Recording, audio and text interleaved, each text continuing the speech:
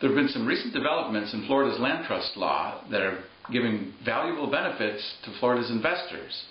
The first one is the new land trust amendment to the statute gives liability protection to the beneficiaries of a land trust. This is even better than the protection probably from an LLC that you get, and you don't even have to register. The statute says that the beneficiaries of a land trust are protected from liabilities on the property as well as for debt. And that could be from even injuries, and I've heard of some people that don't even carry insurance anymore. That's kind of surprising. I would always want to keep insurance on my properties, but some people, maybe it's too expensive in certain neighborhoods, so they don't carry it. I was at a land trust seminar for lawyers. I was giving part of it, and I talked to the other lawyers who were giving it, and one of them said he had two cases on this. One of them, a ceiling fell in on a tenant, serious injury, and another one, a dog bit a child on the property.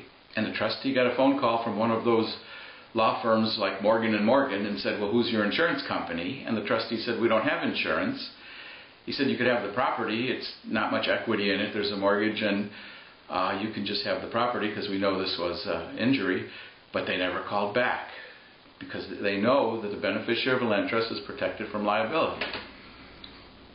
Now, the second thing is that as a trust company, we receive a lot of subpoenas or summonses every week from some of our older clients. Maybe two or three times a week, the sheriff comes by, or the process server, for somebody that's losing their property in all the trusts we have, because a lot of our clients bought them during the peak, and now they're being foreclosed. And three things I've noticed are sometimes they don't even sue the person who signed the note. Sometimes they sue the person who signed the note and they drop them from the case if they can't find them.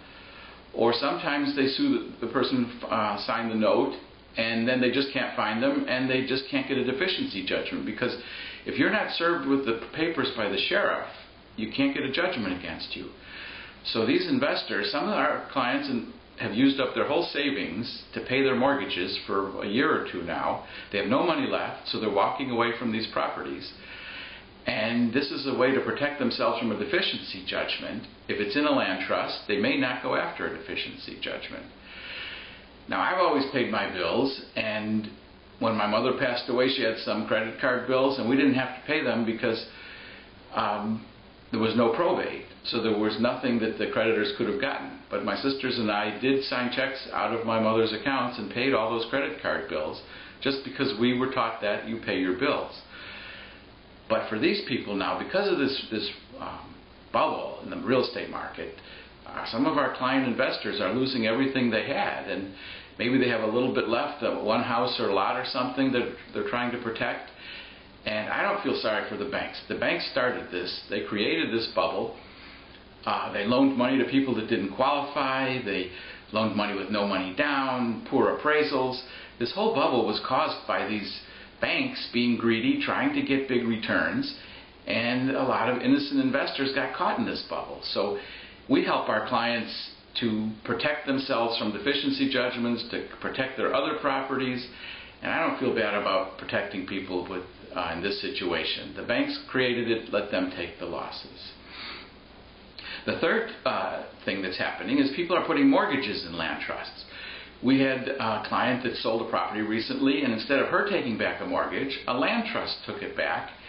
And if you sell a property and want to take back a mortgage, if something goes wrong on the property, maybe they find termites and they think you knew about it even if you didn't, they may stop paying the mortgage. But if the mortgage was taken back by a land trust that you set up, but they don't know about that, they won't stop paying a separate lender. They don't know it's related to you. So if they find a problem on the property, that could protect you. It could also protect you if, as we said about, if you get a deficiency judgment or you have somebody going after you for anything else, you could hide all the mortgages you own in land trusts and nobody would know they're your property. And you don't even have to pay doc stamps. If you own a mortgage now, we can assign it to a trust and you don't have to pay doc stamps, and there's no way to tell that you don't own it anymore. We have a special company for that. It sounds like a lender, and it could be trustee for your mortgages. There's at least 25 other benefits of the land trust, and they all give you good advantages when you're buying property. And we'll be talking about those during the seminar.